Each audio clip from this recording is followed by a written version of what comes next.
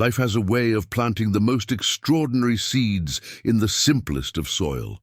On a storm-ravaged night in Kansas, Thomas Miller's weathered hands were meant for nothing more than saving his struggling wheat crop. Instead, they would pull a mysterious woman from the wreckage of a luxury car, an act of kindness that would forever change the autumn of his life. She wasn't just another stranded traveler, though it would take him days to discover her true identity. In his modest farmhouse, where every crack tells a story of hardship and perseverance, a remarkable tale was about to unfold. But what could a billionaire seeking an heir possibly see in a man who had nothing but his integrity and a heart of gold? Before we jump back in, tell us where you're tuning in from. And if this story touches you, make sure you're subscribed, because tomorrow I've saved something extra special for you.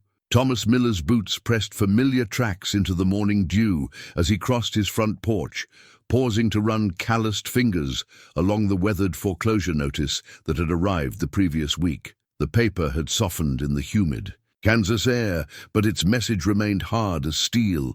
3 generations of Millers had worked this land, and now, at 48, he might be the one to lose it all. "Daddy, look!" 8-year-old Sarah's voice carried across the yard, where she stood beside the ancient red barn that had become her favorite morning spot since Marie passed. Her mother's garden still bloomed there, stubborn marigolds refusing to surrender to neglect, just like the Miller spirit. The sunflowers turned their faces to watch the sunrise.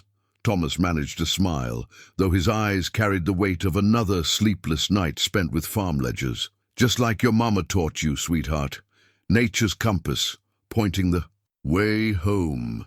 He lifted his thermos of coffee, black and bitter the way life had been these past 2 years, and watched his daughter twirl among the flowers, her blonde hair catching the early light just as Marie's used to. Inside his pocket, the bank statement crinkled. 6 months behind on payments, and the wheat wasn't looking promising. The drought had stretched on longer than anyone could remember, and even the old-timers at Pete's Diner were starting to whisper about selling out to those corporate farming operations. But Sarah's laughter anchored him here, to this land, to this life. She was thriving despite their losses, despite the empty chair at their breakfast table, despite the way other kids sometimes whispered about her worn dress and scuffed shoes. Miller pride, Marie would have called it. Miller stubbornness, more like. "Time for breakfast, sunshine," he called out, watching as she carefully picked 3 sunflowers, her morning ritual. One for her desk at school, one for the kitchen window, and one for Mama's picture on the mantel. "Miss Chen won't wait if you're late again." Sarah skipped up the porch steps, sunflowers clutched in small hands that still showed traces of yesterday's art project. "Can we have French toast, like Mama used to make?" Thomas felt the familiar tightening in his chest. Marie had been the one who made mornings magical, who turned simple bread and eggs into feasts fit for princesses. His attempts were always slightly burnt, never quite right. "How about oatmeal today? We've got some honey left." The slight fall in Sarah's shoulders didn't escape him, but she smiled anyway. "With cinnamon?" "With cinnamon," he promised, ushering her inside their modest farmhouse. The morning light filtered through worn curtains Marie had sewn herself, illuminating a home that was clean but showing its age. Paint peeled in corners, floorboards creaked their familiar songs, and the ancient refrigerator hummed its constant protest. As Sarah set the table, always 3 places, though only 2 would be used, Thomas stirred the oatmeal and checked his phone. The weather alert he'd been dreading had arrived.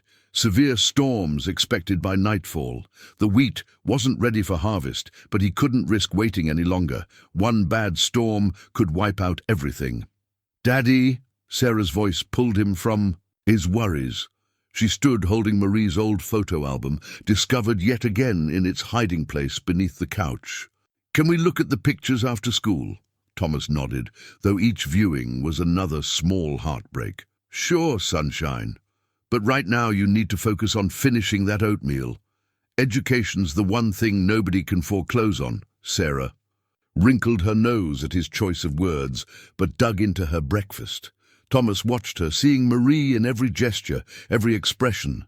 His daughter had inherited her mother's determination, That spark that had made Marie stand out at the county fair 13 years ago when she'd marched right up to him and declared his prize-winning bull was actually suffering from a minor respiratory infection. She'd been right, of course. The local vet's daughter, fresh out of veterinary school herself, too smart and too beautiful to settle for a simple farmer. But settle she had, turning down a prestigious practice in Kansas City to build a life here. Love grows best in open spaces, she'd always said, usually while dragging him out to dance under the stars after a long day's work. The kitchen radio crackled with the morning farm report. Wheat prices down again. More small farms filing for bankruptcy. A new corporate farming initiative promising to revolutionize the heartland. Thomas turned it off before the numbers could sink any deeper into his consciousness. Time for school, sunshine. He helped Sarah with her backpack, heavy with books from the library. She'd inherited Marie's love of learning, devouring stories about far-off places and scientific wonders. Miss Chen said, "You're the best reader." In class, Sarah beamed, but her smile faltered as she looked out at the gathering clouds. "Will you be okay today, Daddy? With the storm coming?" Thomas knelt down, straightening her small jacket. "Millers have weathered every storm God's thrown at us for 3 generations. This one's no different." He kissed her forehead, breathing in the scent of honey and sunshine that somehow always clung to her. "Now scoot, or you'll miss the bus." He watched from the porch as she ran down their long driveway, past the faded Miller Family Farms sign that his grandfather had carved by hand. The school bus appeared through the morning haze, yellow and reliable as the sun itself. Only when Sarah was safely aboard did Thomas allow his shoulders to sag. The foreclosure notice seemed to burn in his pocket, a paper fire threatening to consume everything he'd spent his life building.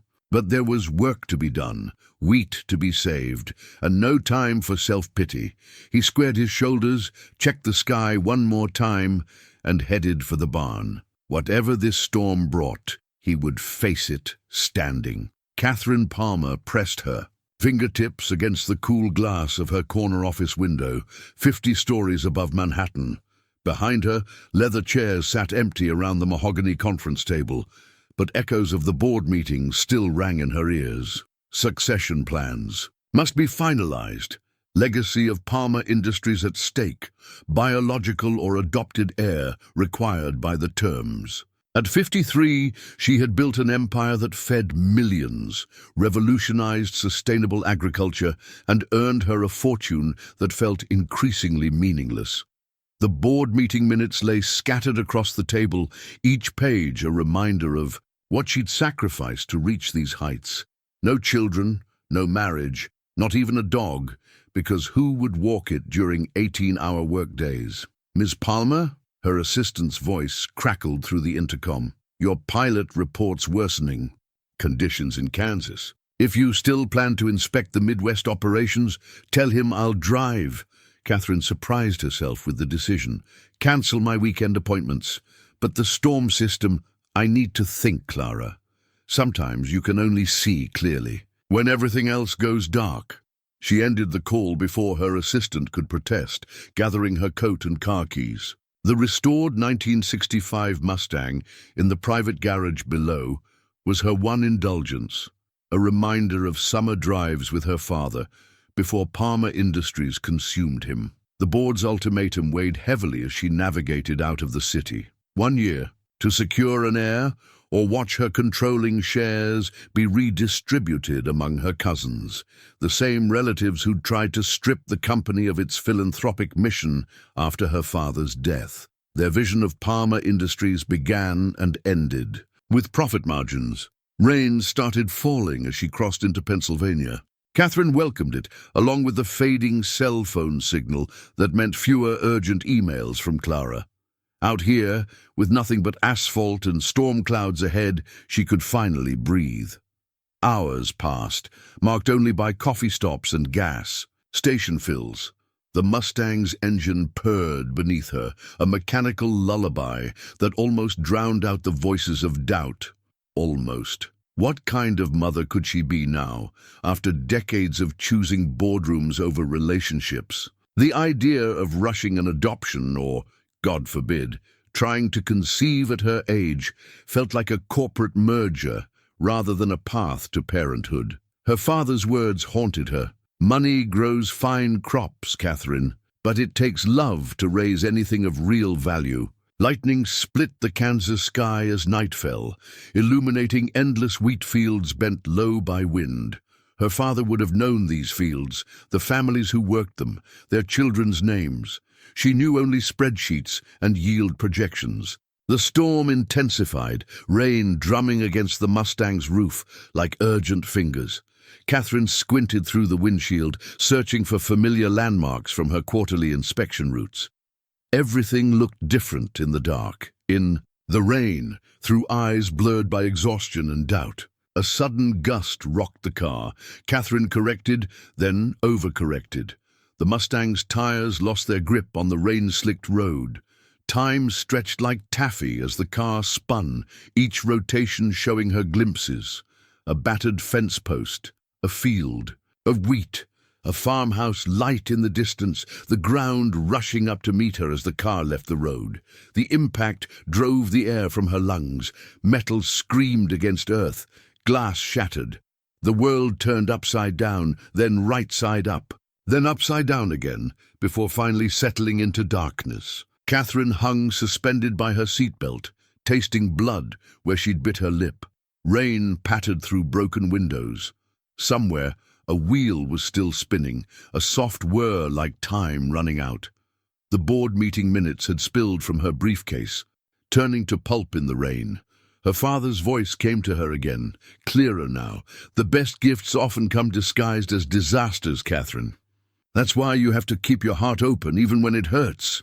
She tried to laugh at the irony, but managed only a wet cough. Here she was, one of the most powerful women in agriculture, about to die in a Kansas farm field. No heir, no legacy, no one to mourn, except shareholders worried about their dividends. Lightning flashed again, illuminating a figure approaching through the rain. A man, tall and solid as the heartland itself. Behind him, barely visible, a red barn stood sentinel. Against the storm. "Hold on!" The voice was deep, steady. "I'm going to get you out." Then darkness took her, and Catherine Palmer, the woman who controlled the fate of 10,000 farms, surrendered to hands that knew the true meaning of harvest and hope. Thomas's work boots, caked with mud from the day's labor, stood by the back door like tired sentinels. He'd just gotten Sarah to bed, her worry about the storm soothed by their nightly ritual of hot chocolate and stories about her mother's adventures as a young vet. The wind howled outside, rattling windows that had weathered half a century of Kansas tempests. He was checking the weather radar one last time when lightning illuminated the wheat field beyond his property line. In that brief, brilliant moment, he saw it, the gleam of metal where no metal should be. A dark shape overturned at the edge of his field. "Sarah!" He called up the stairs, already pulling his boots back on. "Wake up, sunshine! We might have someone needing help." She appeared at the top of the stairs in her butterfly pajamas, instantly alert the way Marie used to be during emergency. Vet calls. "Should I get the first aid kit?" "Good thinking. And call Pete's house. He's closest. Tell him we might need his tow truck." Thomas grabbed his heavy flashlight and rain slicker, pausing only to squeeze Sarah's shoulder. "Lock the door behind me. Only open it if you hear my voice." The rain struck him like buckshot as he ran toward the overturned vehicle, flashlight beam bouncing across twisted metal and scattered glass. It was some kind of sports car, expensive by the look of it, though it was hard to tell now. The beam caught something else, a hand pale against dark upholstery. "Hello, can you hear me?"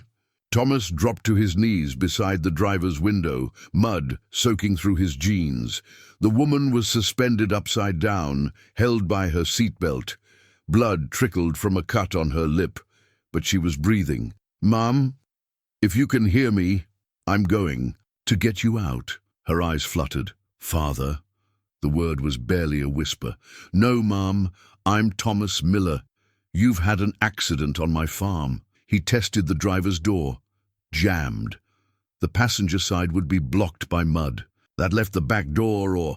Another flash of lightning showed him what he needed to see. The windshield was spiderwebbed, but mostly popped out of its frame. It would be tight, but he'd gotten calves through tighter spaces. "Ma'am, I'm going. To cut your seatbelt. When I do, I'll catch you. Try to brace yourself if you can." He pulled out his pocket knife, always sharp, a farmer's first rule, and reached through the broken window. She made a small sound of acknowledgement. Good. Conscious enough to help, at least a little.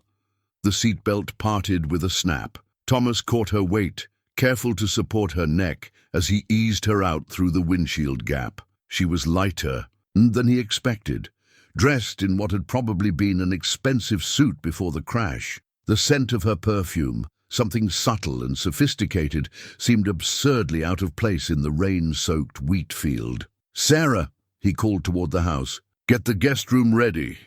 "Already done, Daddy." Thomas smiled despite the situation. Marie would have been proud of their girl's quick thinking.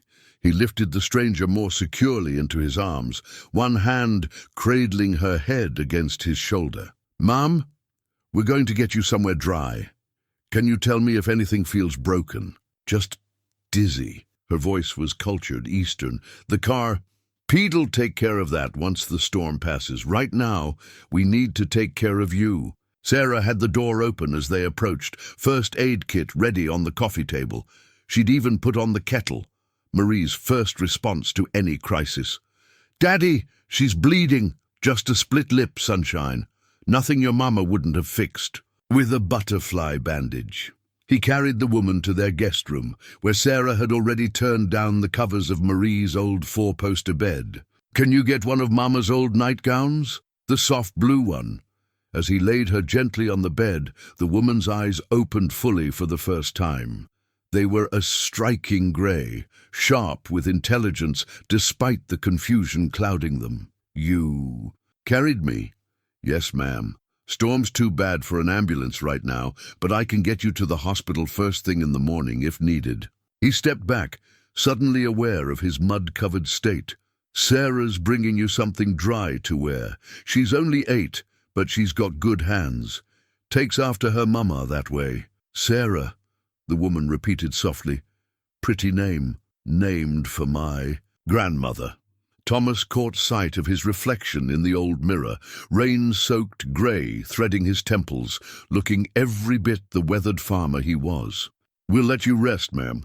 Bathroom's first door on the right if you need it. We'll be just down the hall." "Catherine," she murmured, already drifting. "My name is Catherine." "Rest easy then, Catherine. You're safe now." Outside the guest room, Sarah waited with the promised nightgown and a steaming mug of tea.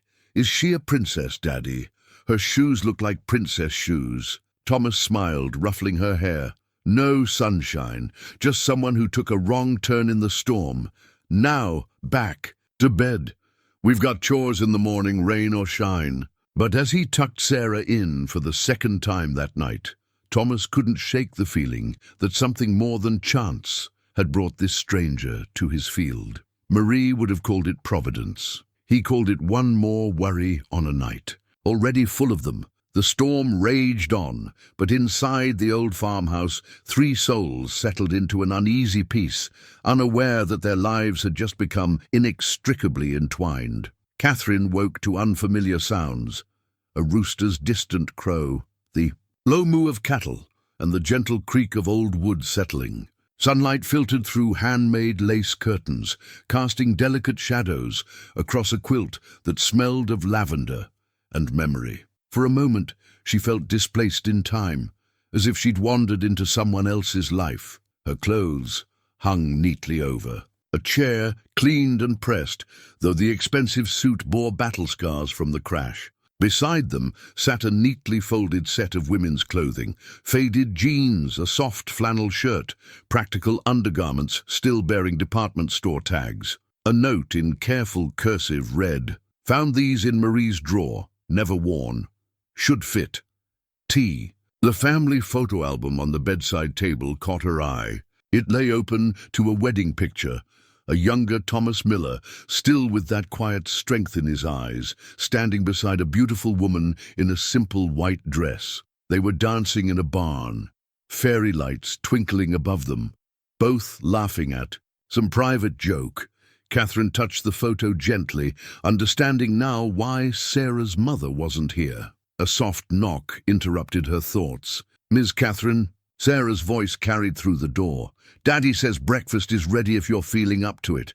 I helped make the pancakes." "Thank you, Sarah. I'll be right there." Catherine changed into Marie's clothes, surprised by how comfortable they felt.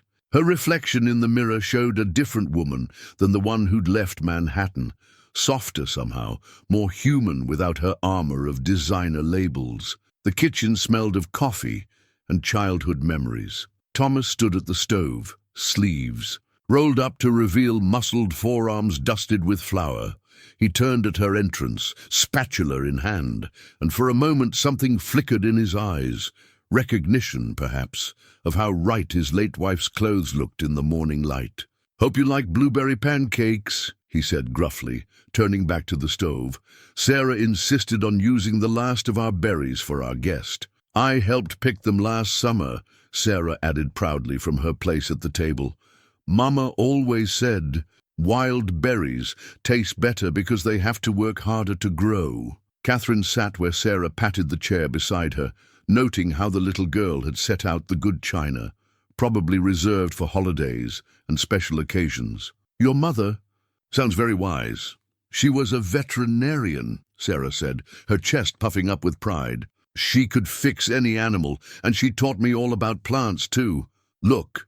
She pointed to a row of mason jars on the windowsill, each containing a different seedling. "That's my science project. I'm studying how different soils affect growth rates." Thomas set a plate of pancakes in front of Catherine, their edges slightly crispy the way her father used to make them. "Sarah takes after her mama in the brains department. Top of her class." "Daddy," Sarah protested, blushing. "Miss Catherine doesn't want to hear about school."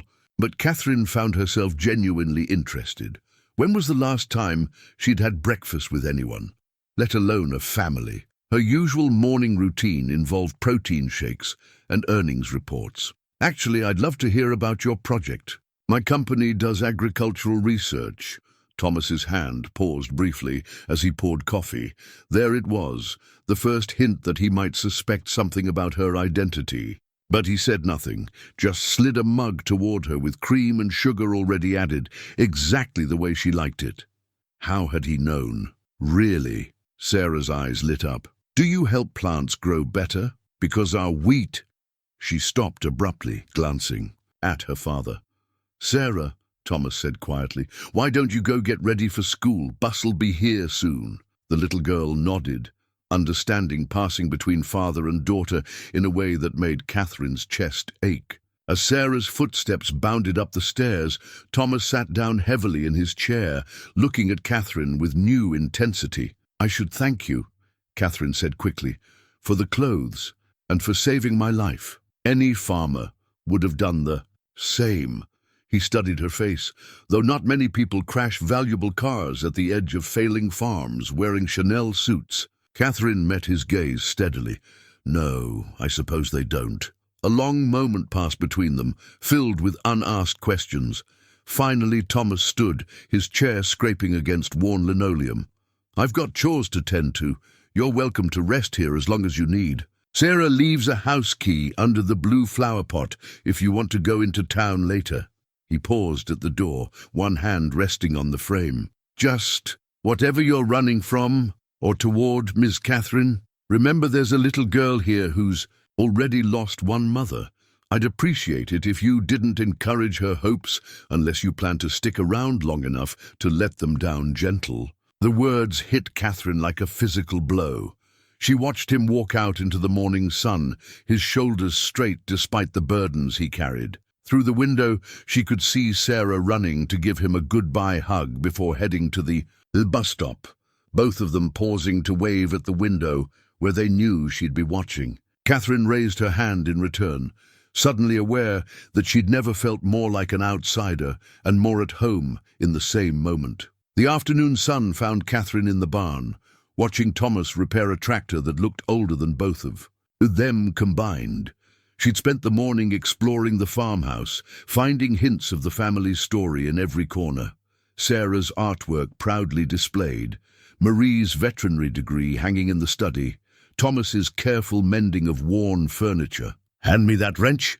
Thomas's voice came muffled from under the tractor. Catherine selected it from the toolbox, recognizing it from the maintenance bays at Palmer Industries' research facilities. 5/8, she asked, placing it in his outstretched hand. His head appeared, grease-smeared and surprised. "You know your tools.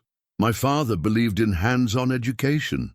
She settled onto a hay bale, absently brushing dust from Marie's jeans. "He said you can't run something properly unless you understand how it works from the ground up." Thomas emerged fully, wiping his hands on a rag. "Sounds like a smart man." He gestured to the tractor. "This old girl's been in my family 30 years. Parts are getting hard to find, but she's still got some fight left."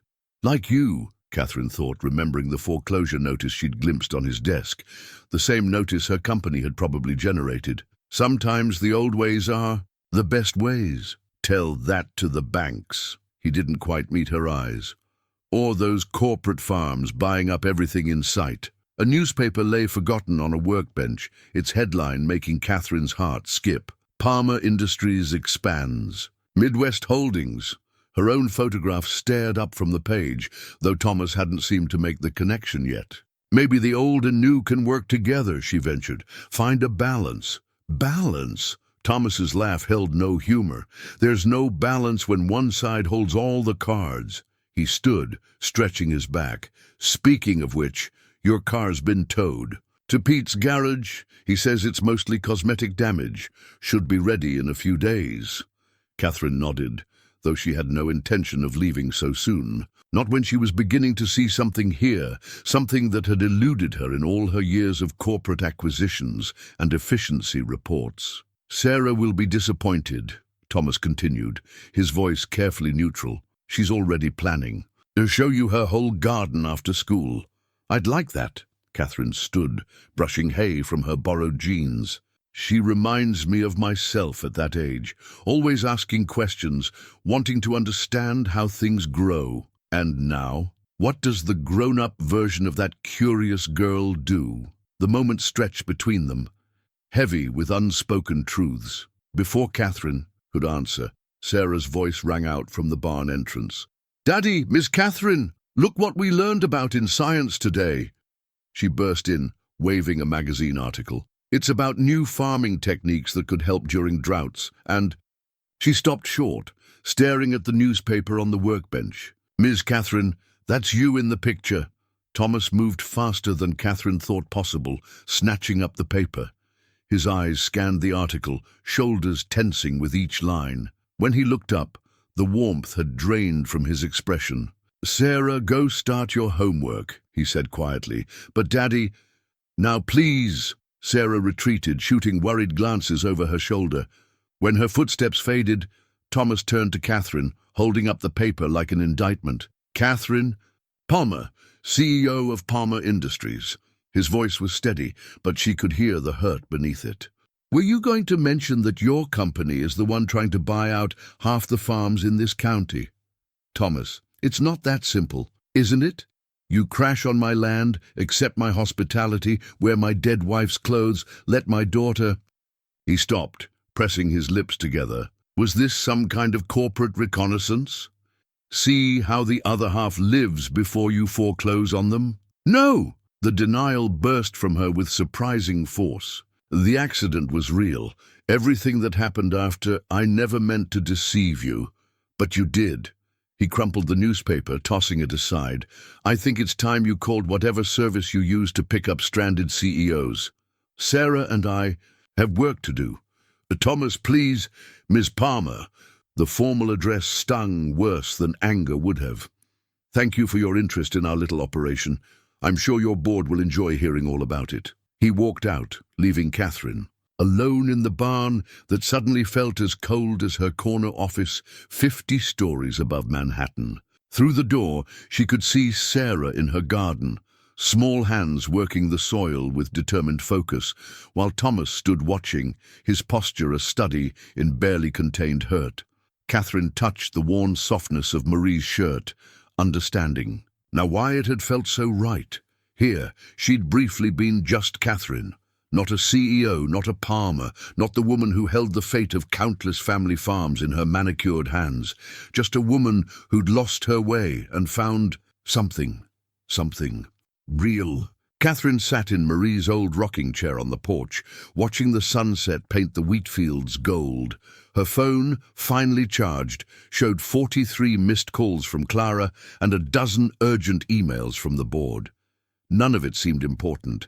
Now, not after seeing the look in Thomas's eyes. The screen lit up with another call from Clara. This time, Catherine answered. "Catherine, thank God, we've been—" "Clara, I need the file on the Kansas acquisitions, everything we have on Miller." "Family Farms," a pause. "Actually, that property was flagged in this morning's report. They're behind on payments, but the soil quality metrics and location make it a prime candidate for—" "Cancel it." Catherine's voice carried the same tone she used in board meetings. "Whatever proceedings we've started, stop them. Immediately."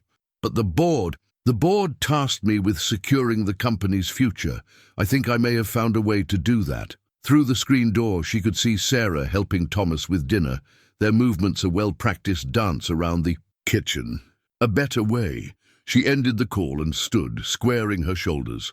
The Palmer Industries annual report was in her briefcase, salvaged from the crash. It was time for complete honesty. Inside, the kitchen fell silent at her entrance. Sarah looked between her father and Catherine, sensing the tension. "May I join you?" Catherine asked quietly. "I have something to show you both." Thomas studied her for a long moment, then nodded toward the empty chair. Marie's chair. Catherine realized. She placed the report on the table, opening to the first page, where her father's portrait hung in the company timeline. "My father built Palmer Industries from a single-grain elevator in Nebraska," she began. "He believed farming was about more than profit. It was about feeding people, sustaining communities." She turned to a more recent page, showing sustainable farming initiatives. "When he died, my cousins wanted to strip away everything but the bottom line. I've been fighting to preserve his vision, but the board—" "The board what?" Thomas asked, his voice carefully neutral. "They're giving me 1 year to prove our philanthropic mission is sustainable. 1 year to find an heir who'll continue my father's legacy." Catherine looked directly at Thomas. "Someone who understands that the heart of agriculture isn't in boardrooms. It's in places like this." Sarah's eyes widened. "You want Daddy to help run your company?" "Sarah," Thomas warned, but Catherine pressed on. "I want a partnership. Your experience, your understanding of what farming really means, combined with our resources." She pulled out another document, the latest soil analysis of Miller Farms. "Your land has potential you haven't been able to develop because the banks won't take the risk. We could change that." Thomas's hands, calloused and strong, rested on the table. "And what exactly would this partnership involve?" "You'd help me understand what family farms really need, guide our research initiatives, our community programs. In return, Miller Farms would become a model operation, proving that traditional farming wisdom and modern technology can work together." "And the heir thing?" His eyes met hers, sharp and knowing. Catherine felt heat rise in her cheeks. "The board's requirements are specific. They want to ensure the company's future. A child raised understanding both worlds, the boardroom and the farm." "A child," Thomas repeated softly, glancing at Sarah, who was pretending not to listen while feeding scraps to the farm cat under the table. "Not as a corporate asset," Catherine added quickly, "but as someone who could bridge these worlds, the way your daughter already does with her science projects and garden experiments." Sarah's head popped up, "Like how Mama used her vet knowledge to help the farm." "Exactly like that," Catherine smiled, grateful for the child's intuition. "Your mother understood that knowledge and heart have to work together." Thomas pushed back from the table. walking to the window. The setting sun outlined him in gold, reminding Catherine of the wedding photo. Finally, he turned. "Sarah, go check on the chickens before dark." "But Daddy—" "Go on, sunshine." When they were alone, Thomas faced Catherine fully. "You're asking for a lot of trust from someone you deceived." "I know." Catherine stood, moving closer, but keeping the kitchen table between them. "I deceived myself first, thinking I could run an agricultural empire without understanding the people who make it work. Your daughter taught me more about sustainable farming in one breakfast conversation than I've learned in a year of board meetings. Leave Sarah out of this." "I can't. None of us can. This is about the future. Hers, yours, every farming family's." Catherine gestured to the golden fields outside. "We can fight each other while corporations strip the heart out of places like this, or we can find a better way forward, together." The kitchen clock ticked loudly in the silence. From outside came Sarah's voice, talking to the chickens about her school day. Thomas's expression softened at the sound. "I'll think about it," he said finally. "That's all I can offer tonight." Catherine nodded, understanding that in his world, like hers, some decisions needed time to root and grow. Dawn found Thomas in his favorite thinking spot, the old oak tree where he'd proposed to Marie, the first draft of Catherine's partnership. Agreement lay in his lap, its legal language at odds with the morning bird song. He'd spent half the night reading it, recognizing that beneath the corporate jargon lay something revolutionary. "Penny for your thoughts?" Catherine's voice startled him. She carried 2 mugs of coffee, offering one as a peace offering. She'd found another of Marie's outfits, worn jeans and a faded Kansas State sweatshirt that somehow looked as natural on her as designer suits ever had. "A whole penny? Must be inflation." He accepted the coffee, noting she'd remembered how he took it. "Been out here wondering what Marie would say about all this." Catherine settled onto a nearby stump, respecting his space while joining his contemplation of the sunrise. "What do you think she'd say?" "Probably that I'm being stubborn." A hint of a smile touched his lips. "She always said I had more pride than sense sometimes." "Must be why she loved you." The words hung in the morning air, unexpected in their intimacy.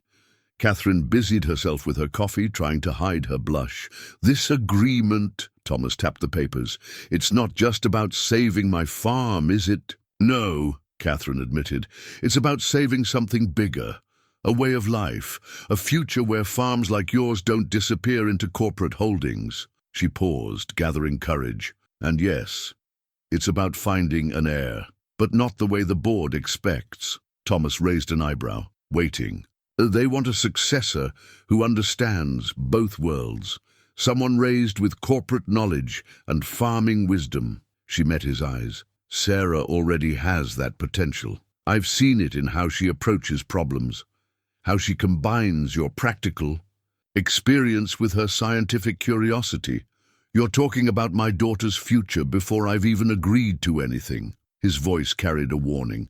"I'm talking about possibilities." Catherine stood, pacing in a way that reminded Thomas of Sarah working out a difficult math problem. "What if we could create something new, not just preserving family farms, but evolving them, teaching the next generation to combine tradition with innovation, while providing you with an heir?" The words weren't accusatory, just direct. "Yes." Catherine stopped pacing, facing him squarely. "I need an heir who'll understand that profit without purpose is meaningless. Sarah already knows that instinctively.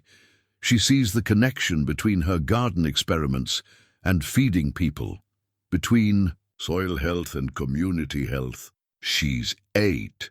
She's brilliant, like her father." Catherine sat back down, closer this time, like her mother was. Thomas studied her face, seeing something there he hadn't expected, not calculation or corporate maneuvering, but genuine hope. "And how exactly would this work?" "The agreement mentions shared residence, joint decision-making. I'd split my time between here and the corporate offices. We'd raise any future children together, here on the farm, but with access to the resources they'd need to eventually lead Palmer Industries."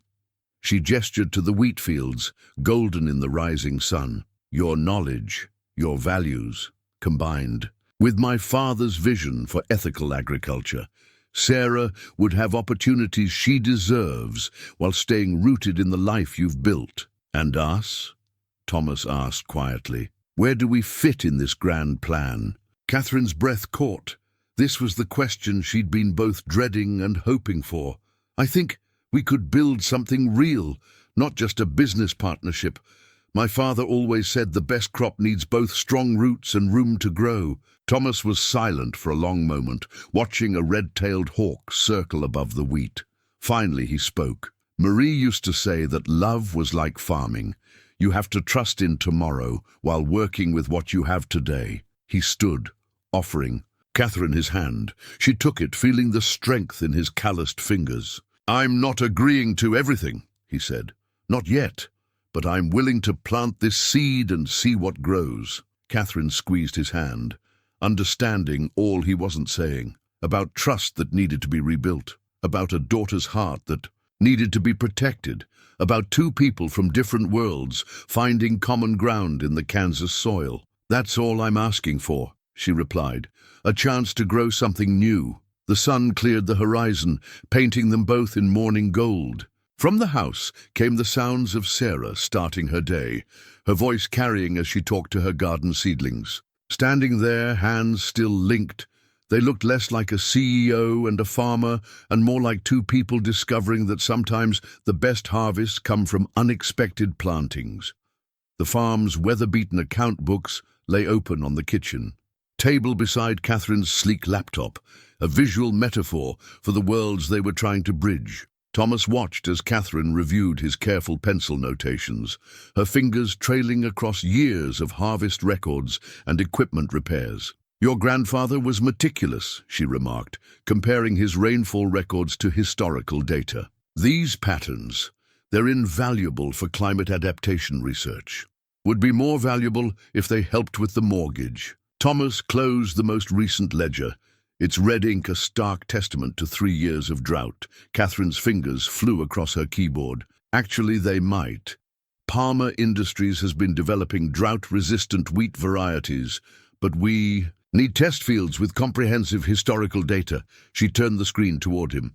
Your farm would be perfect for the pilot program. Test fields? Thomas frowned. You mean genetically modified crops? Traditionally crossbred strains, Catherine corrected. My father believed in working with nature, not rewriting it. These varieties are derived from heritage wheat that naturally thrived in dry conditions. Before Thomas could respond, Sarah burst through the door, her school backpack clutched to her chest. Ms. Catherine, can you help with my science project? We're supposed to make a presentation about modern farming, and since you're here... Slow down, sunshine, Thomas interrupted. But Catherine was already clearing space at the table. I'd love to help, she said, then caught Thomas's eye. If your father approves. Thomas recognized the olive branch for what it was. Why don't you show us what you're thinking? Sarah dumped her backpack's contents onto the table. Soil samples. From her garden, carefully labeled graphs of plant growth, and a dog-eared copy of Marie's old botany textbook. I want to show how different farming methods affect soil health, like how Daddy's no-till technique helps retain moisture, and how crop rotation... That's your mama's influence showing, Thomas said softly, but Sarah was focused on Catherine now. Could you tell me about how big farms use computers to monitor soil conditions? Jimmy's dad has a corporate farm, and he said they use satellites. Catherine glanced at Thomas, seeking permission. At his nod, she pulled up Palmer Industries' satellite imaging system. See these different colors? They show soil moisture levels across entire fields. But your father's method of walking the land, feeling the soil, that's just as important. Technology should enhance farming wisdom, not replace it. Sarah's eyes shone. Can I show the class? Please, Daddy? Thomas watched his daughter's excitement, remembering how Marie had always pushed him to embrace new ideas. As long as you explain why we still need farmers walking their fields. I will! Sarah hugged them both impulsively, then raced upstairs with her project materials. She's a natural bridge builder, Catherine observed, closing her laptop, sees the value in both worlds without any preconceptions. Like her mother. Thomas picked up a framed photo from the sideboard. Marie in her vet coat, teaching a young Sarah how to use a stethoscope. Marie always said progress wasn't about choosing between old and new, but about finding the best of both. Wise woman. Catherine stepped closer, studying the photo.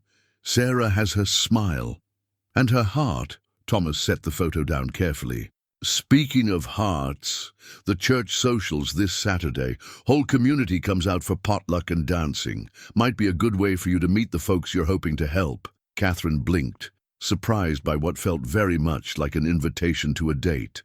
I'd like that, though I should warn you, my dancing's more boardroom than barn.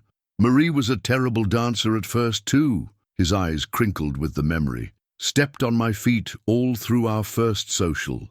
By our wedding, she was teaching. Im new steps.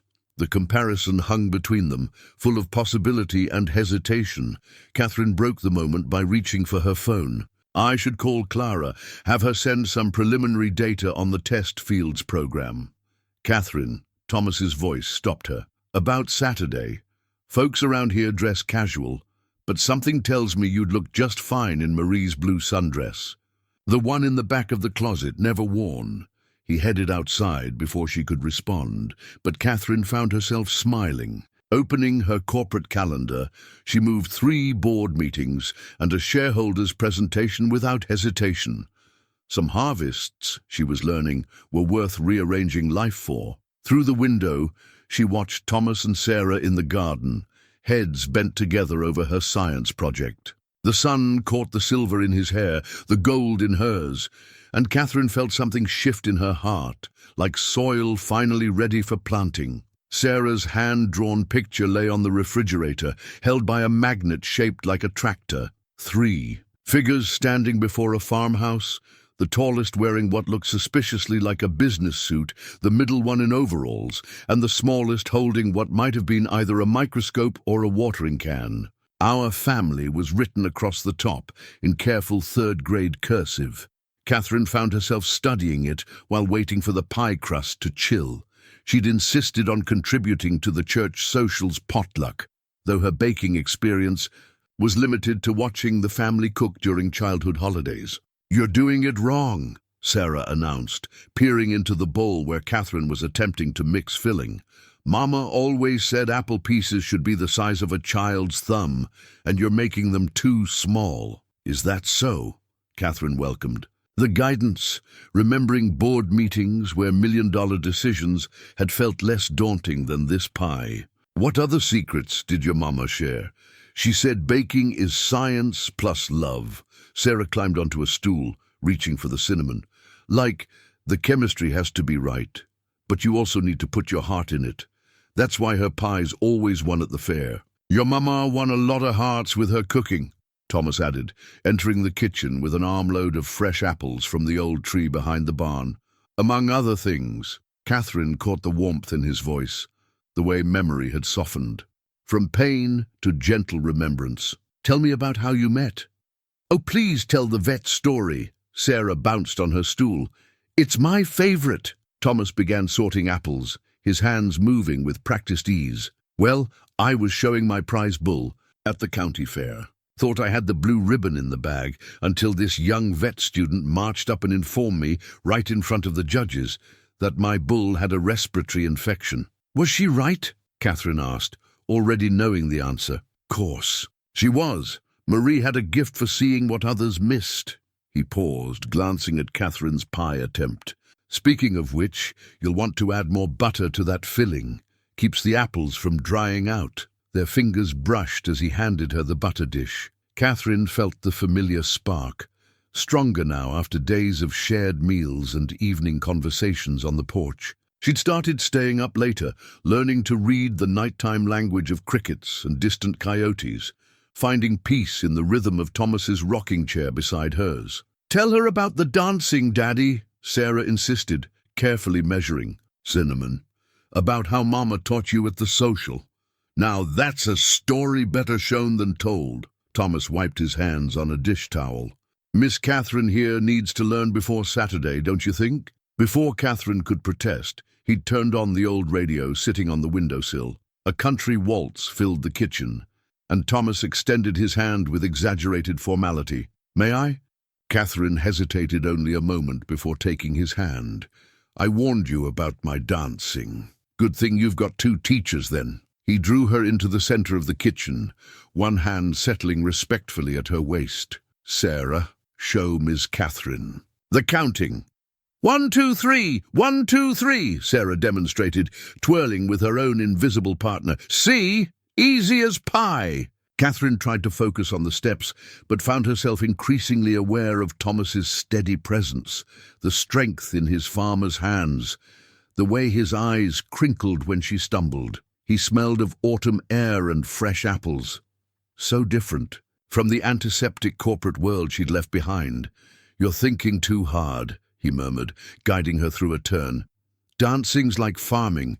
You have to trust your partner and feel the rhythm. Is that what Marie told you? Marie told me a lot of things. Most of them turned out to be right. He glanced at Sarah, still dancing with her imagination. She'd have liked you, you know. Your determination, the way you care about doing things right. Catherine felt tears threatening. Even though I represent everything she was trying to get away from, Marie wasn't running away from anything. She was running toward what mattered. The music slowed, and their dancing became little more than a gentle sway. Like someone else I'm getting to know. Sarah's voice broke the moment. The pie filling! It's going to get too warm!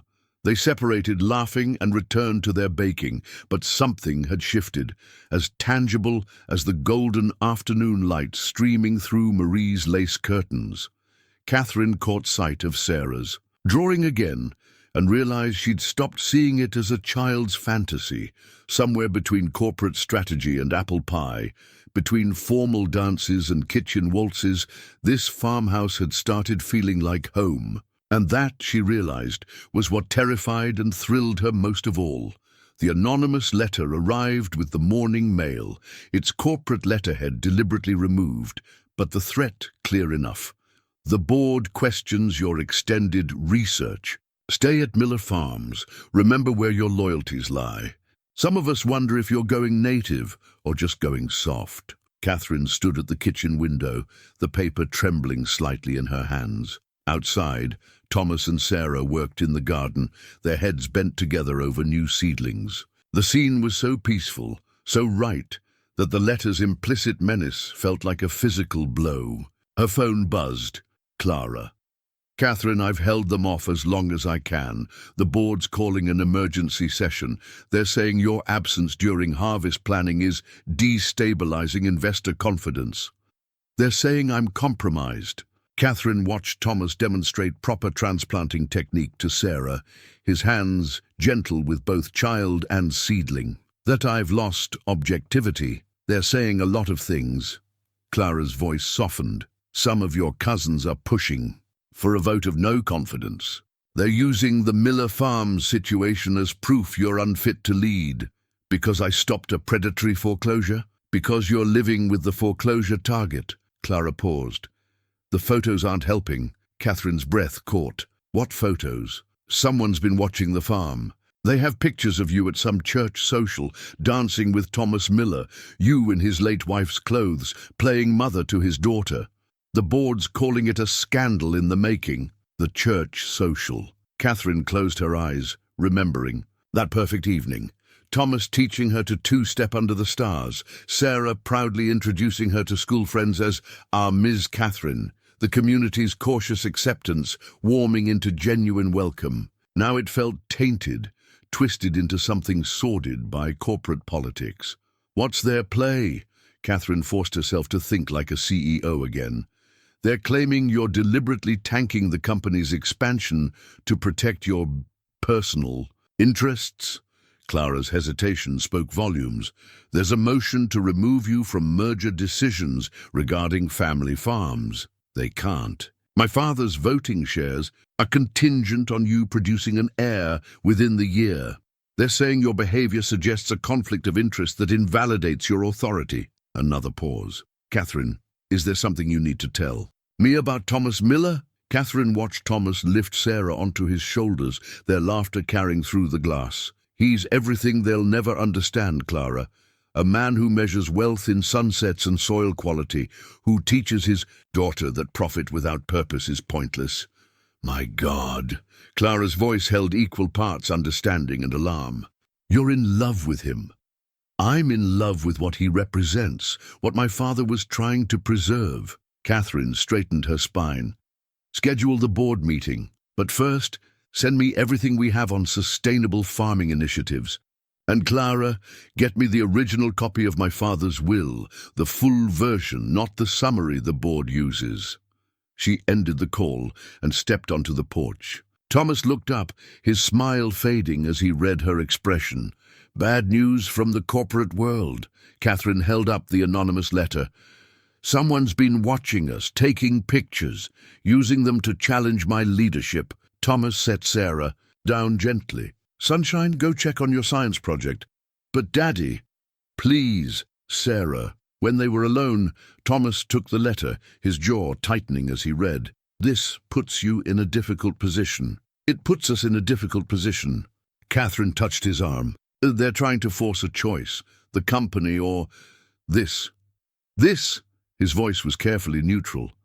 You, Sarah, the life we've been building. Catherine gestured to the farm, the garden, the future they'd begun to imagine. Everything that matters.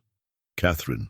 Thomas turned to face her fully. I won't be the reason you lose your father's company. Maybe we've been fooling ourselves, thinking we could bridge these worlds. No. The fierceness in her voice surprised them both. My father built Palmer Industries to protect farms like yours, families like yours.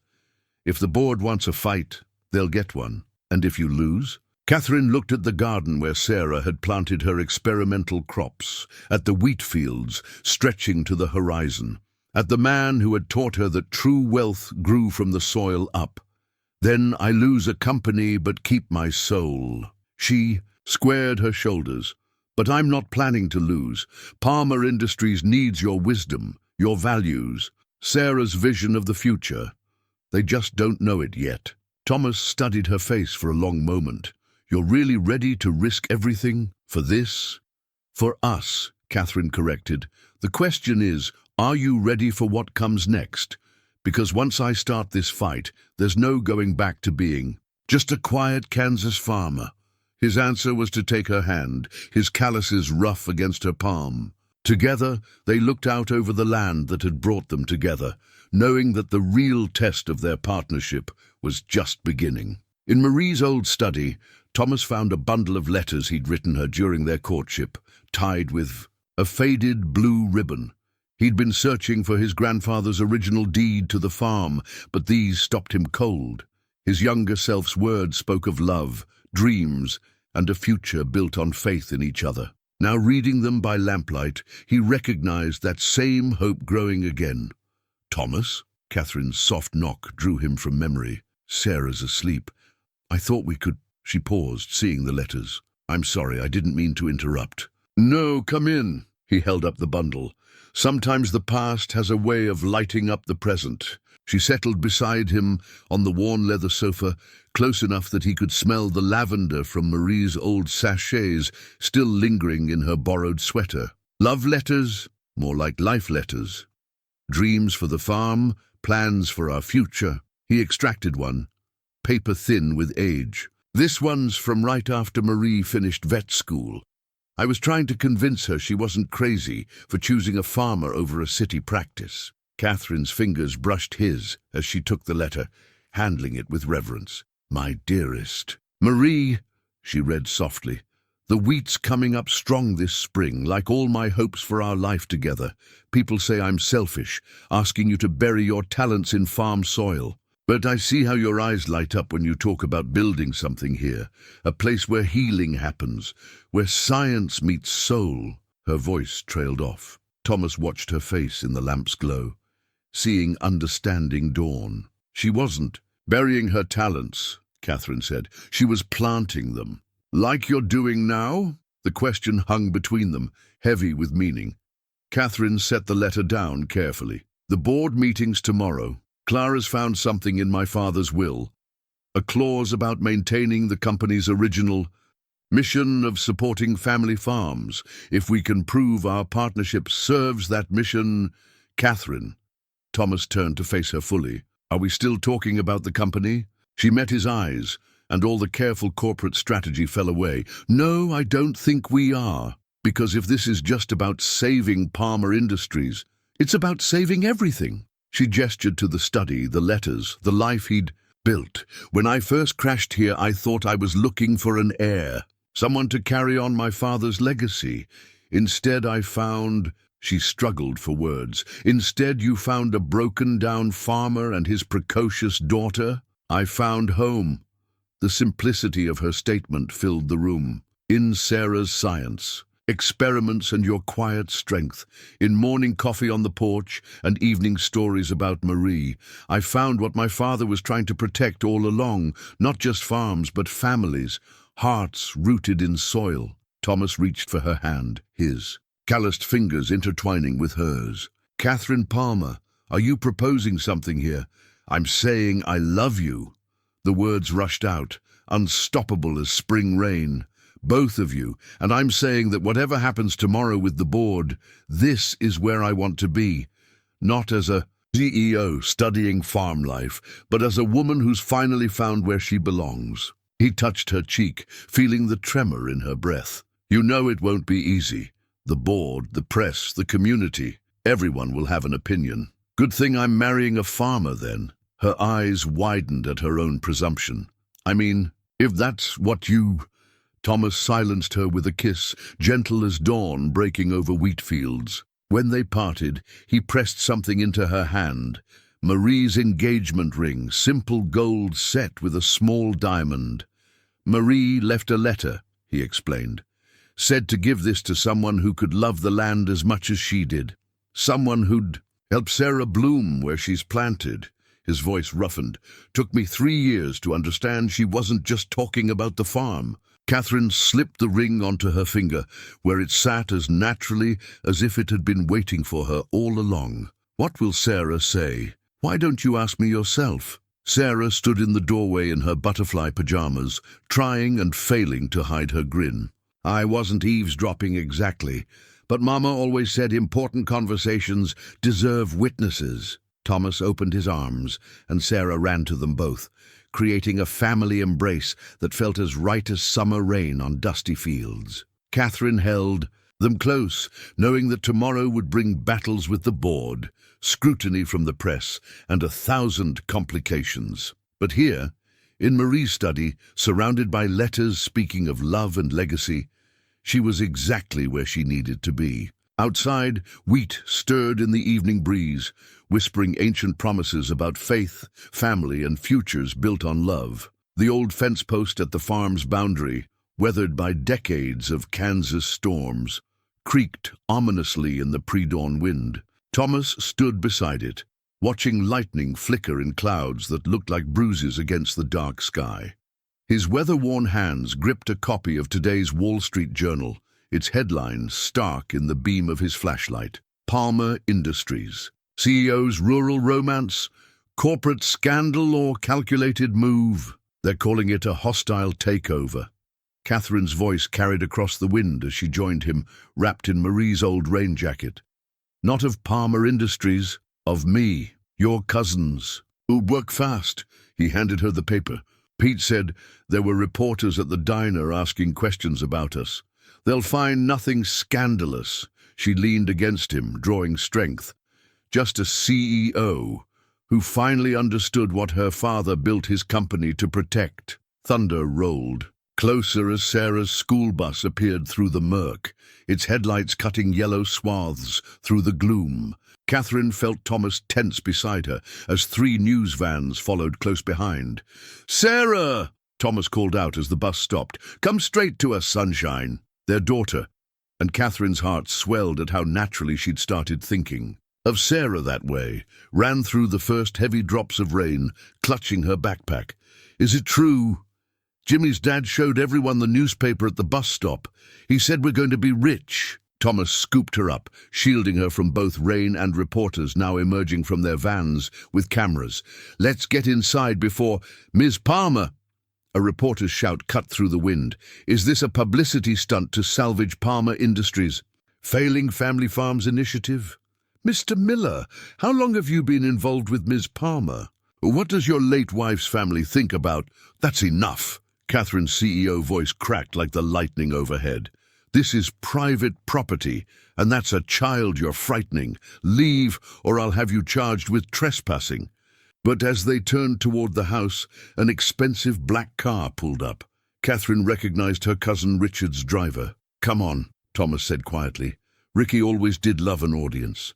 Inside, Sarah watched through rain-streaked windows as Richard Palmer emerged from his car like a banker at a foreclosure. "He doesn't look like you," she observed to Catherine. "Different branches of the family tree. Sunshine." Catherine smoothed Sarah's hair. "Why don't you go work on your science project upstairs?" "But Sarah," Thomas's tone brooked no argument. "Upstairs." Once Sarah's footsteps faded, Catherine squared her shoulders. "Let him come. I've dealt with corporate raiders before." "Not like this." Thomas touched Marie's ring on Catherine's finger. "Not personal." A sharp knock echoed through the house. Catherine opened the door to find Richard, impeccable in his London suit, flanked by two board members. Behind them, news cameras rolled. Quite the domestic scene. Richard's smile didn't reach his eyes. "Our PR team couldn't have staged it better. The prodigal Palmer, finding love on a failing farm." "The farm isn't failing." Catherine's voice could have frozen the rain. "In fact, with proper investment in sustainable practices—" "Oh, spare us the sustainability speech." Richard stepped inside, uninvited. "We've had our fill of Uncle Henry's rural romanticism. The board meets in 2 hours. This little experiment in country living ends today.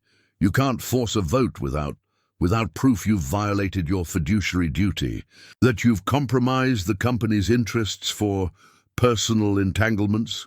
He glanced at Thomas with barely concealed disdain. "The photos of your little church social romance were quite convincing, as was the evidence that you've been blocking legitimate acquisitions to protect your investment here. Evidence you manufactured."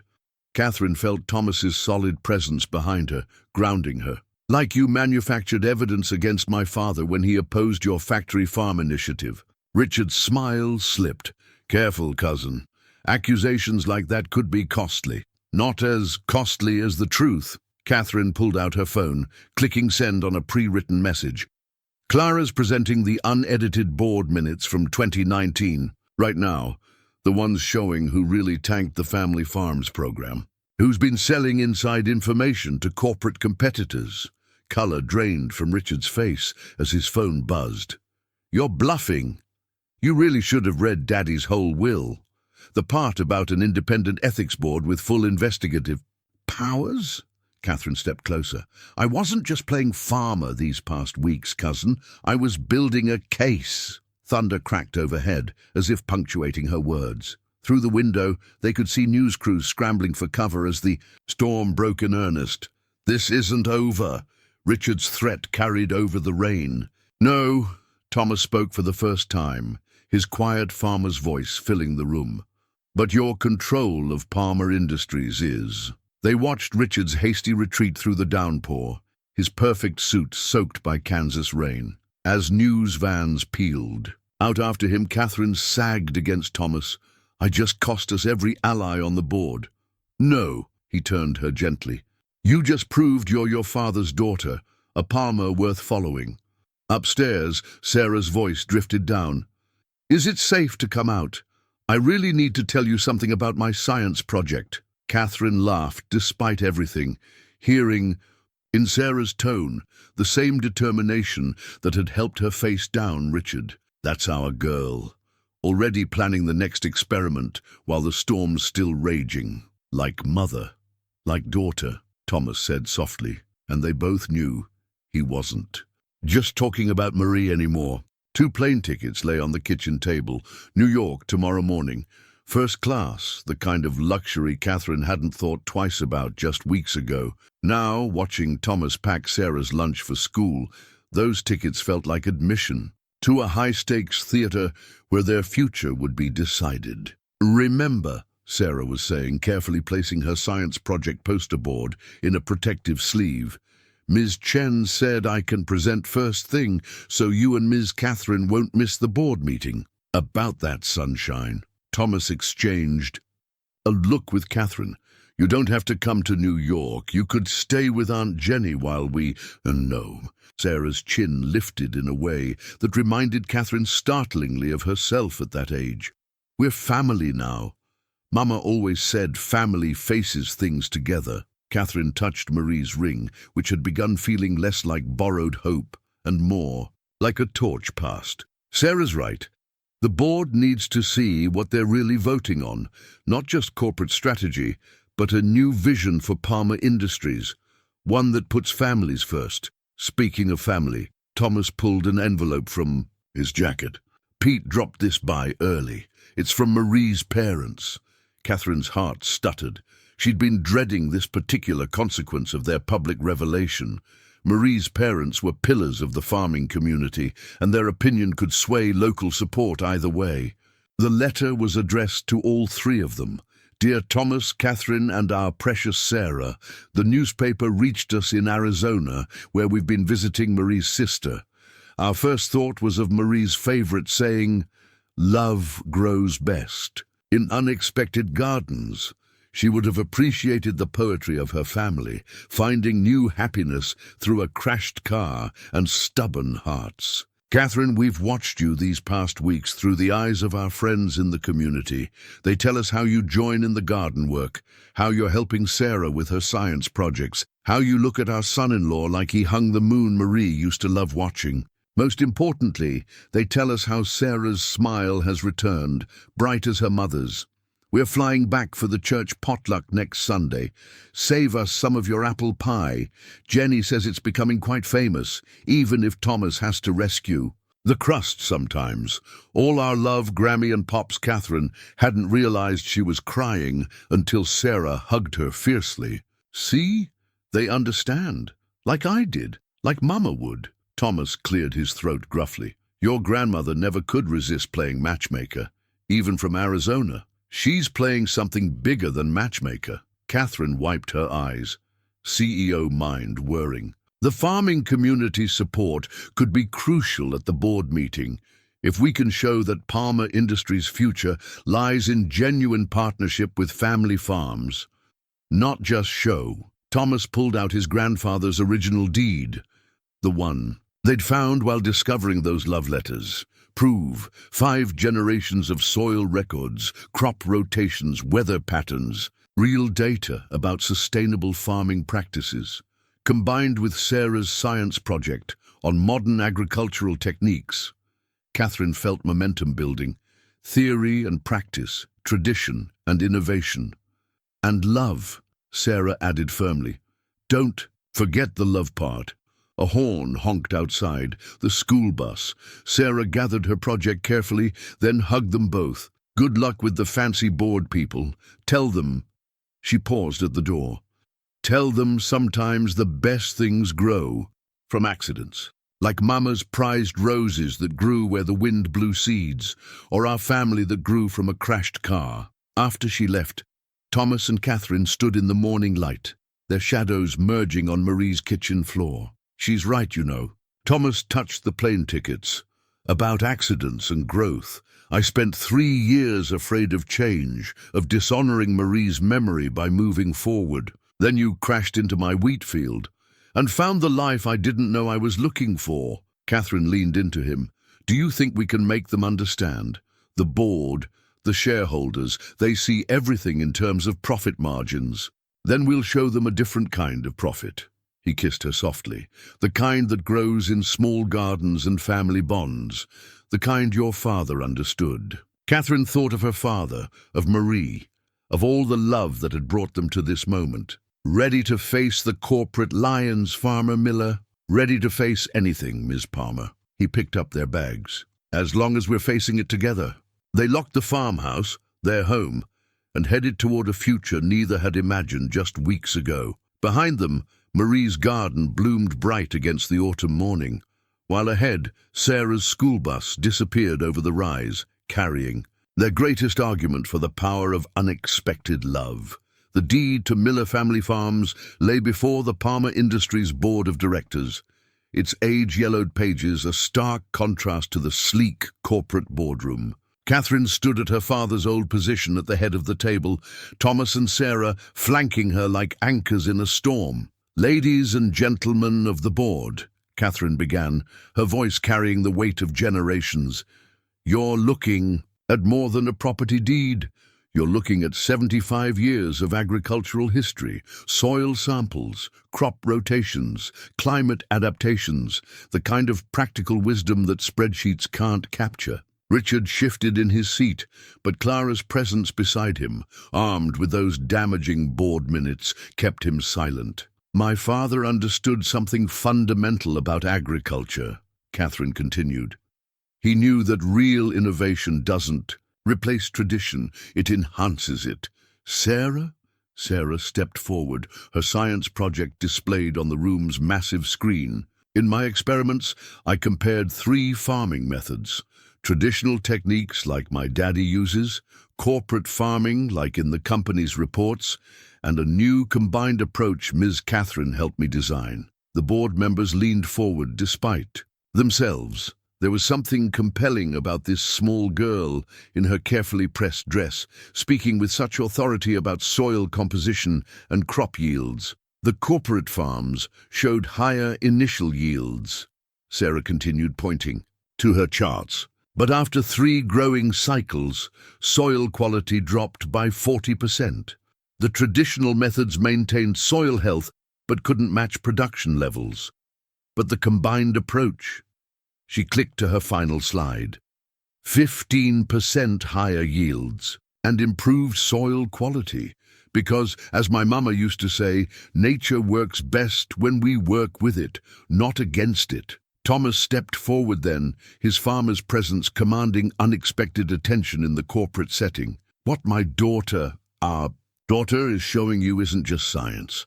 It's a blueprint for Palmer Industries' future. A way to honor Henry Palmer's vision while meeting modern demands." Catherine watched the board's reactions. The older members who'd known her father were nodding. The younger ones looked intrigued by the data. Even Richard seemed unable to dismiss Sarah's precise analysis. "We've already begun implementing these methods at Miller Farms," Catherine added, "which brings me to our proposal." She distributed folders containing detailed business plans. "A nationwide network of demonstration farms, partnering Palmer Industries' resources with generational farming knowledge. Not acquisitions, true partnerships, with profit sharing and sustainable practices at their core." "And who would oversee this partnership program?" Richard's voice dripped skepticism. "We would." Catherine took Thomas's hand. "Together. A Palmer who understands corporate infrastructure and a Miller who knows the heart of farming.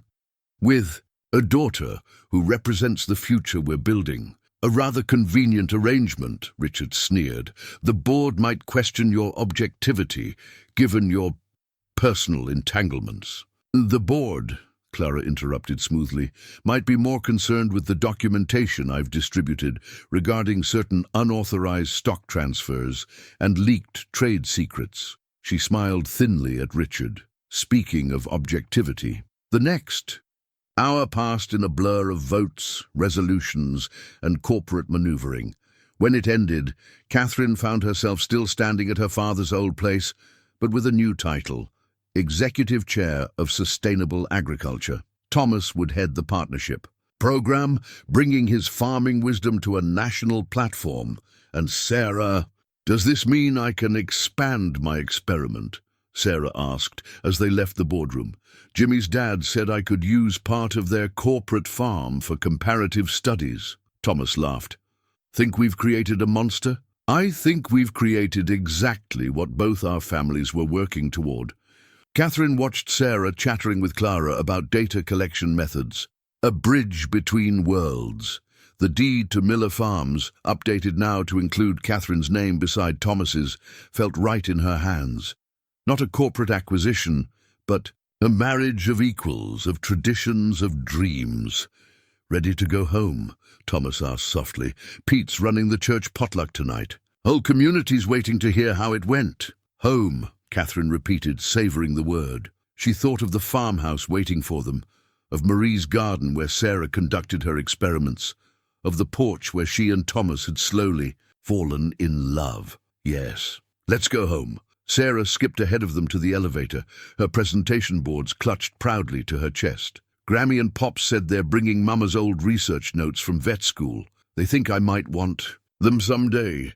Catherine squeezed Thomas's hand, feeling Marie's ring press between their palms. Outside the Palmer Industries tower, Kansas sunshine beckoned them back to their waiting fields, where corporate wisdom and farming wisdom would grow together, nurturing a future rooted in love and rich, dark soil. The wedding ring caught the late afternoon sun, its unique design reflecting both worlds it united.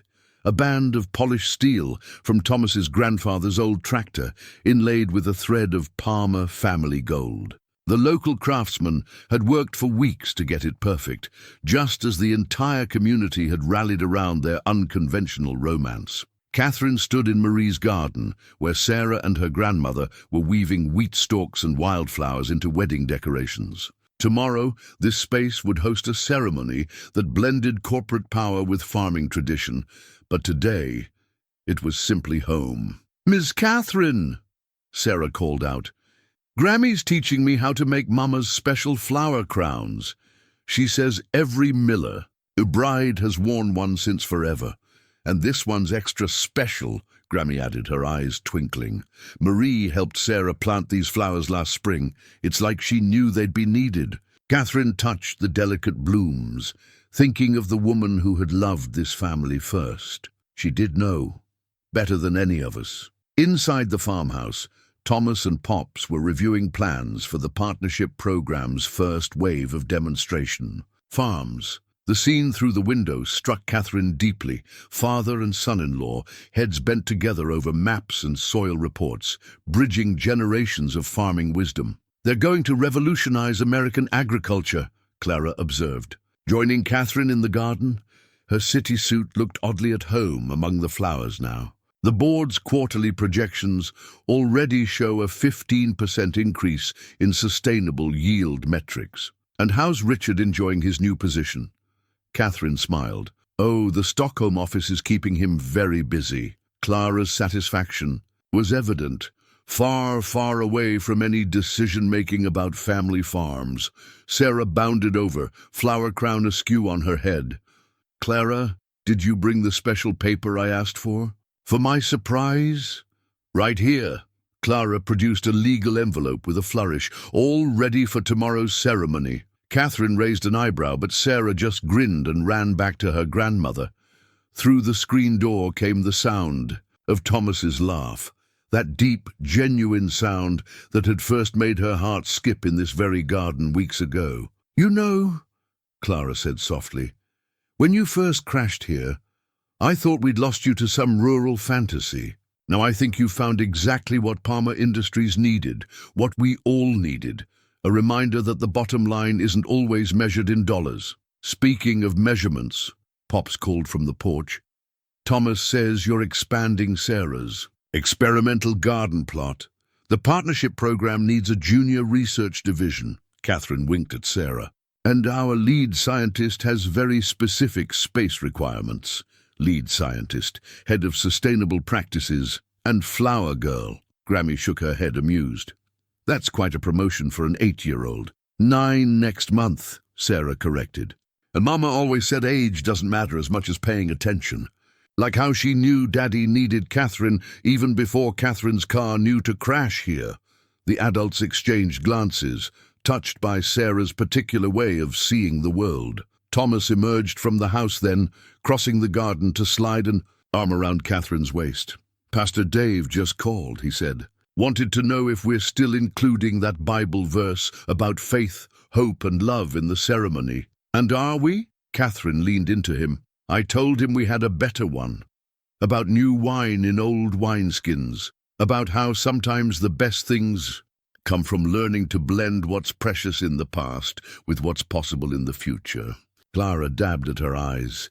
I should get back to the hotel, last-minute preparations and all that. She hugged Catherine, the CEO of Palmer Industries, marrying the head of our partnership program in a farm garden. Henry would have loved this. He does love it, Sarah said firmly, placing a finished flower crown on Catherine's head. Him and Mama both.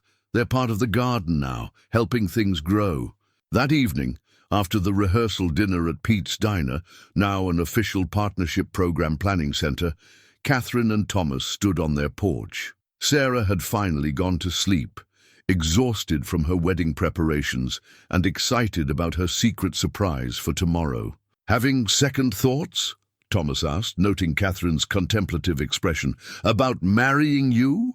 Never. She touched the flower crown, still perched on her head. I was just thinking about new wine and old wineskins, about how love grows. Best in unexpected gardens. Marie's words, our words now. Catherine turned to face him. All of it, her garden, your wisdom, my father's vision, Sarah's future.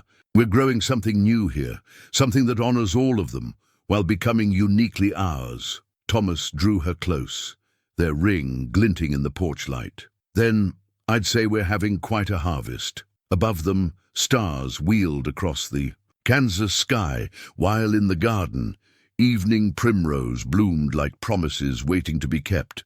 The new family portrait hung in the farmhouse living room, taken on their wedding day, but capturing so much more than a ceremony. Catherine and Thomas stood in Marie's garden, Sarah between them, wearing her flower crown and biggest smile. But what made the photo remarkable was the setting. Behind them, experimental wheat fields stretched toward the horizon, a testament to their successful merger of traditional wisdom and modern innovation. 1 year to the day after Catherine's fateful crash, the farmhouse kitchen bustled with activity. Sarah sat at the table surrounded by soil samples and a laptop running Palmer Industries' latest agricultural modeling software, while Thomas and Catherine reviewed reports from the partnership program's nationwide network of demonstration farms. The Miller-Palmer method is outperforming projections by 20%, Catherine noted, unable to hide her pride. They'd named their integrated farming approach after both families, honoring the past while building the future. The board's calling it a revolution in sustainable agriculture. The farmers are calling it common sense, with better tools, Thomas replied, but his eyes shone. Pete says there's a waiting list of family farms wanting to join the program. Sarah looked up from her data. Ms. Chen says I can present our results at the National Agricultural Science Fair. She thinks it could win first place. Our results? Catherine teased, but she already knew the answer. Well, it was Mama's research about soil biology and Daddy's farming techniques and your corporate optimization models and my experiments. Sarah counted off on her fingers. Plus, Grammy and Pops helped with the historical data. So really, it's everybody's project. Thomas squeezed Catherine's hand under the table. They'd worried at first about Sarah's attachment to Marie's memory, about whether their new family would feel like a replacement instead of a continuation. But their daughter had shown them a deeper truth. Love multiplied rather than divided. Speaking of projects, Catherine said carefully, how would you feel about a new one? Something more personal? Sarah's eyes widened as she caught Catherine's meaning. Really? You mean the doctors say everything looks perfect? Catherine's hand drifted to her stomach, still flat, but harboring their newest dream. Due, in early spring, right around planting time. A farming baby! Sarah jumped up to hug them both. Does the board know yet? They will tomorrow, Thomas chuckled, though I think Clara's suspected for weeks. She keeps sending baby gift catalogues to the office. Not that we'll need them, Catherine added. Marie's mother dropped off a trunk of baby things this morning. She said they've been waiting for the right moment. Sarah ran to the window seat where she'd started keeping her own hope chest, pulling out a small package wrapped in faded blue. Paper. Then it's time for this too. I was saving it for something special. Inside was a photograph they'd never seen. Marie in her garden, pregnant with Sarah, looking at the camera with such joy it caught their breath. Grammy gave it to me last month, Sarah explained. She said Mama would want the new baby to have it, to know about their big sister and their angel Mama watching over them. Catherine pulled Sarah close, feeling tears threaten.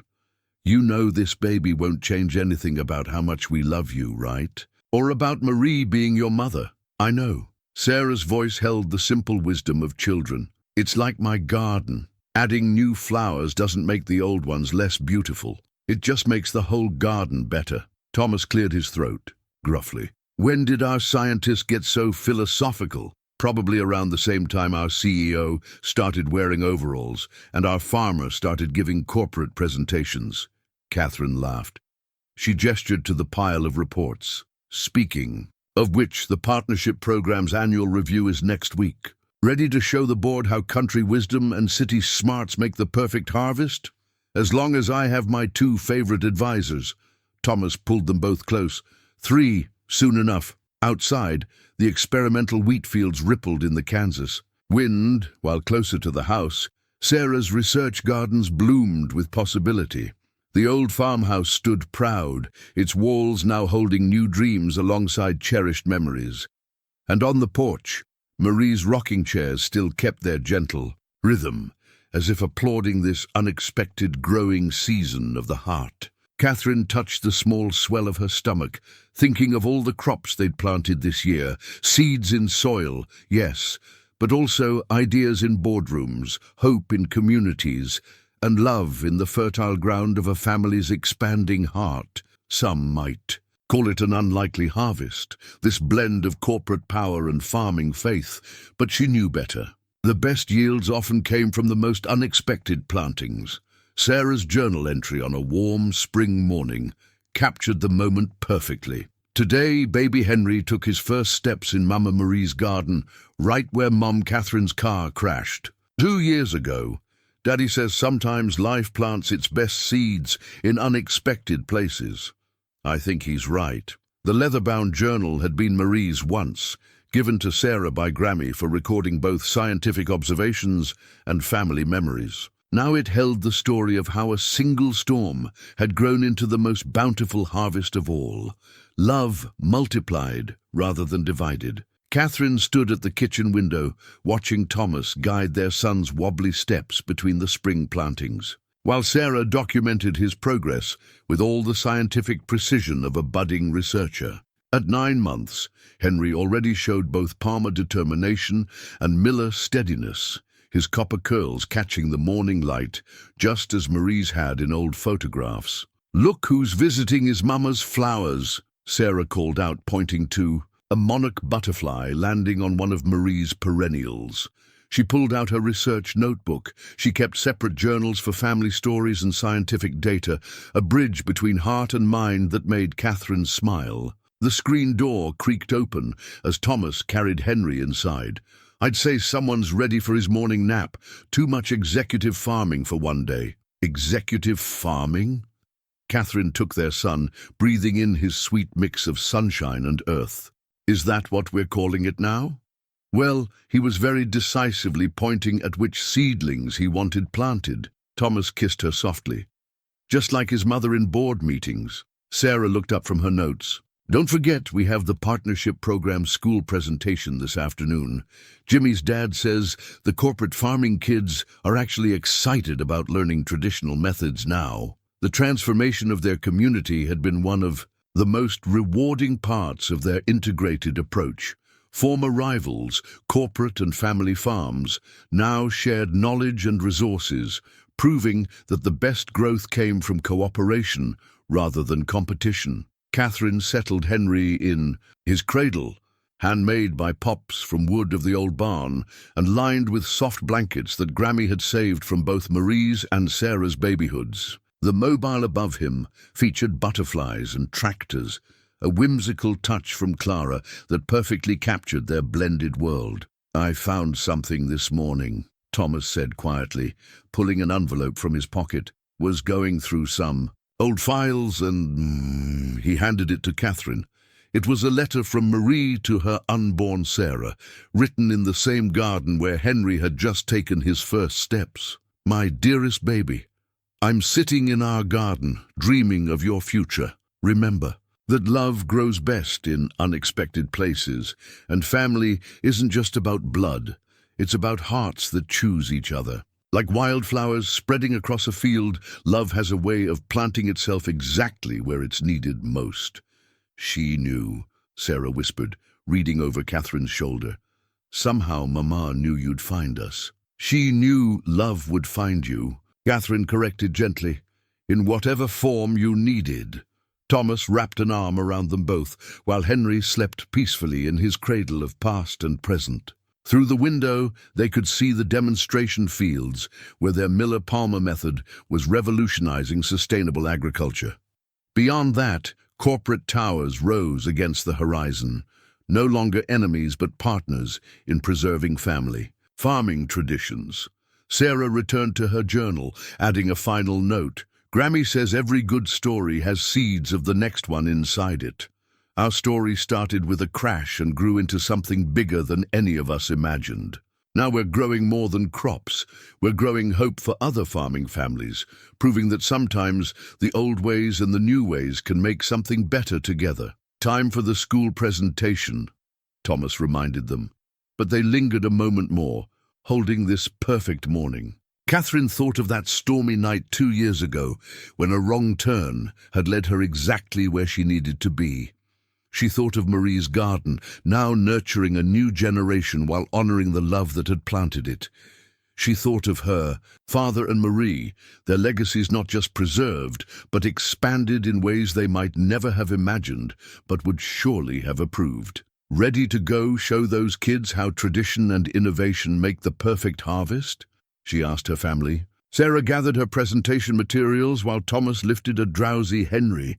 Outside, Kansas sunshine painted the world in shades of possibility, while somewhere, surely, Marie and Henry Palmer smiled down on the garden where love had grown. In the most unexpected way of all, exactly as it was meant to.